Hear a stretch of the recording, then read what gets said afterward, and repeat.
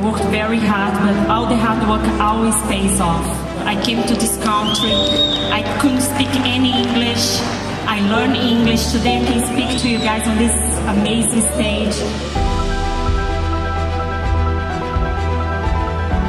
Today, my dream is becoming true. Oh my God. So believe in your dreams and never give up.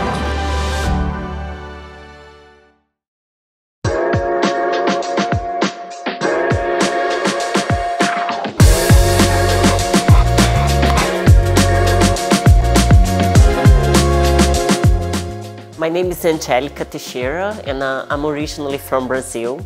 Have been living in US for about 13 years now. And I started competing in 2013. That's when I fall in love with bodybuilding. And it took me a few years, 3 years to get my pro card. And after that, I fell in love with bodybuilding. Inspired me actually was to learn the process. I really wanted to learn how to get in the best shape of your life so I could do it for myself. I had a really good shape, but I wanted, of course, to get shredded like everyone else, wants. But I really wanted to be able to help my clients to achieve better results. So I decided to do just one competition, just to learn the secret.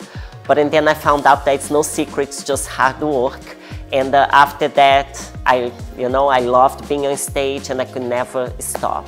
My first major competition was, I think was my first show ever. It was an experience that I'll never forget.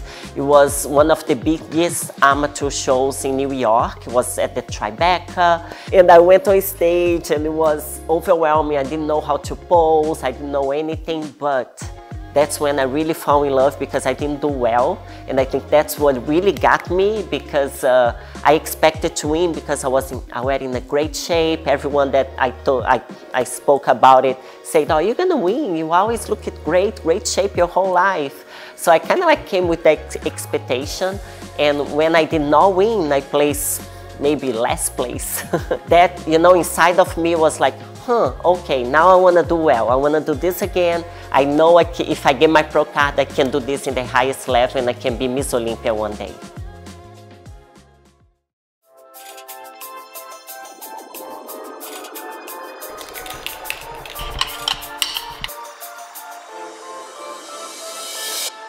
I'm Angelica Teixeira, been together for almost 20 years now. My first impression of Angelica as an athlete, she never gave up as a person. She never gave up in anything. At first, I moved to US by myself. So she stays and she wouldn't leave with my family because she wanted to make sure I know that, she was there for me. And she was going to college, all that, and kept doing it while I was here. And then once she moved, worked very hard, work in the supermarket, everything that she could just to stay. And we couldn't survive at that time. And then once she turned into athlete, after being a professional in physical education, physical fitness, as an instructor in the gym, she decided to compete. And that's why I was like, well, let's see how it's gonna be. She did great. She's still doing it, and she did nothing different than I thought. She's a warrior. So he supported me since the first day that I told him, you know what, I think I want to compete. And I thought he was gonna say, oh, on a bikini, doing pose? No. And he was super supportive from the beginning. And when things got tough, he was always there. When, when I experienced the success and was traveling everywhere, he was coming with me and, sometimes leaving work when he could and traveling with me so, I could have someone with me. And on my ups and downs, he was always there, so. The best moment in her life, her achievement, I'm pretty sure was Olympia. My first Olympia, I didn't do very well. Everything that we went through and in the beginning, we're paying for her to compete. Like, it was rough. The past, right? We never forget the past, right? Here and there, we'd sit, we'd talk. I'm like, hey, remember this? And she's like, oh my God. Like, we used to live in an apartment smaller than that table that you see over there, I felt that I could win, and that's when, I believed I could do it, and I went for that title, and I became Ms. Olympia not just once, but twice. now we have a good life, you know, God bless us. She works hard, so. I can tell today that, you know, I really live the American dream and the dream of competing the highest level. But that being the biggest motivation for her now, we have 2 babies, right? That changed everything.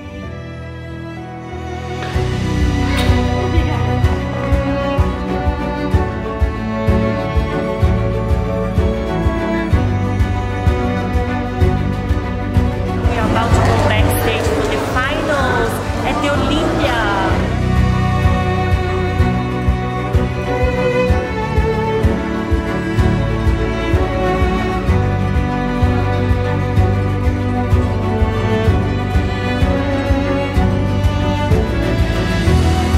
Title of 2017 Bikini Olympia champion to our winner tonight, Angelica Teixeira.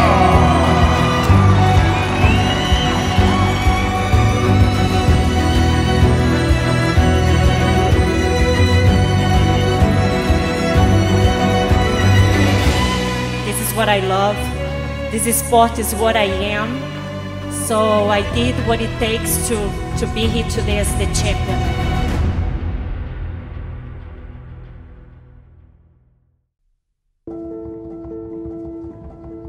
In 2021 and 22, I went through a serious depression, anxiety. It was the fight of my life. It almost took my life, and it was so hard because I was battling myself. He always had this dream of turning pro, maybe going to the Olympia one day.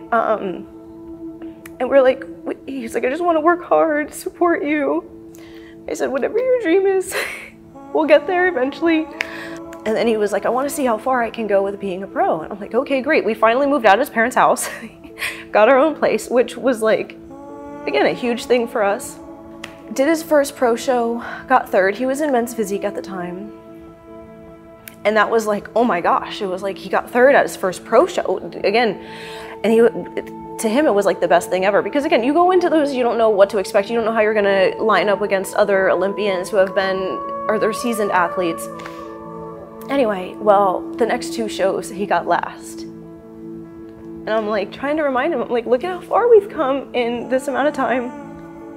And he's like, I let everyone down after those 2 shows where you got last. And I'm like, you didn't, you should be so proud. And he fell into a depression. It was an endless battle of me trying to put the pieces of my life together, what went wrong.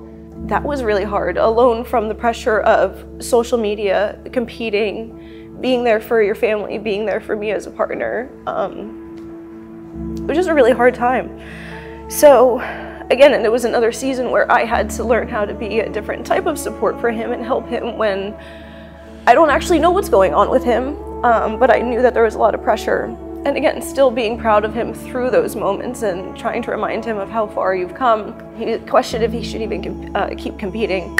And he was like, you know what, screw it, I'm gonna try classic. We're gonna go full on into classic physique. And I'm like, you know what, great, whatever. I'm like, let's try it. It can't be any worse than what we're going through now. Even if you end up last and that's your last time competing, at least you say you tried it, you got through the worst part of your life and hopped into the New York Pro. And he got 6th, and we're like, oh my gosh, he beat a bunch of, I shouldn't say a bunch, he beat a few Olympians, and he had a great look. He was in a better mindset, and he's like, well, let's just keep going. I think he got 4th at Atlanta 2 weeks later, and I'm like, oh my gosh, let's keep going. There was another show, I think it was Chicago Pro. 2 weeks after that, he got 2nd, and I'm like, well, we can't stop now. Like, again, the whole year before that was just depression. I'm like, we're riding these highs, and they felt so much higher because of how low we just were.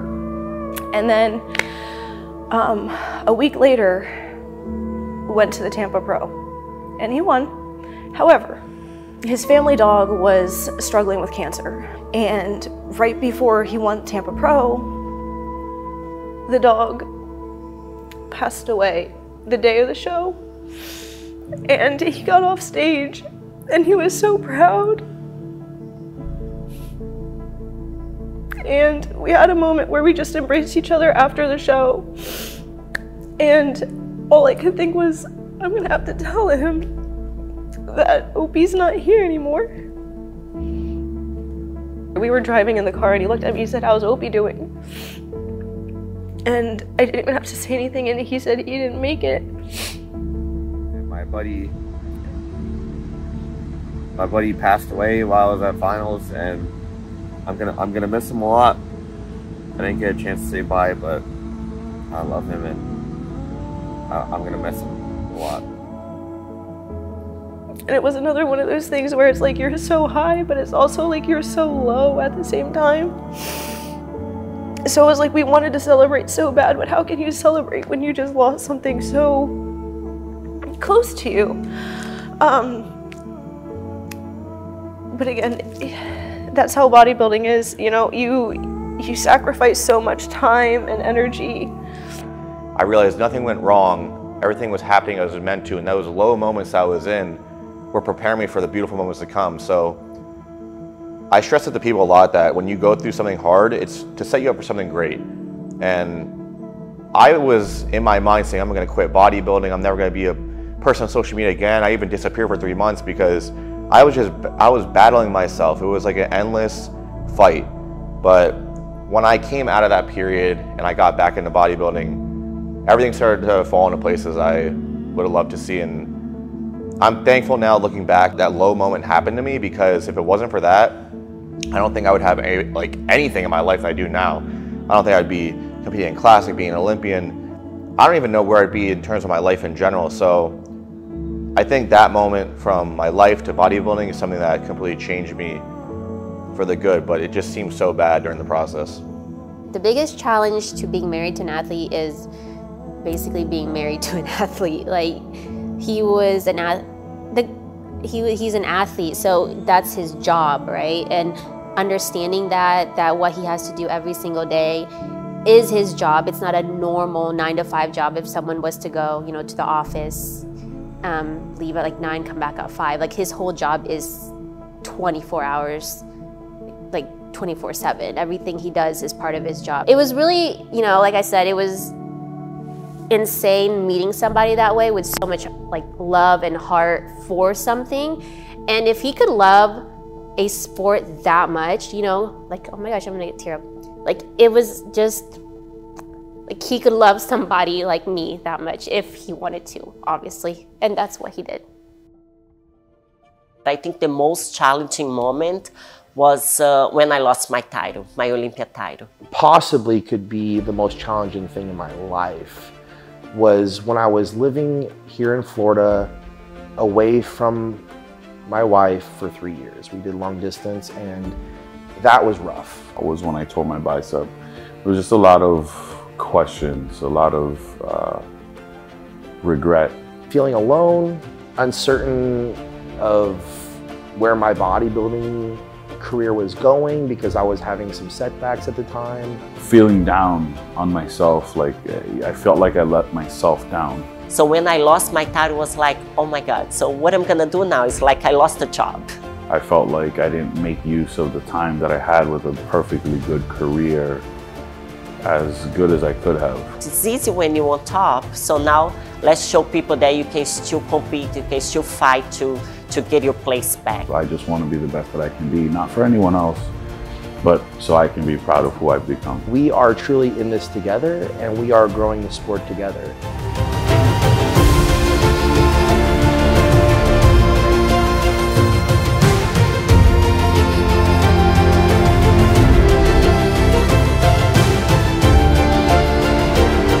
You go through things for a true reason, and you just need to keep pushing forward, because you will find the reason one day and it will lead to something beautiful.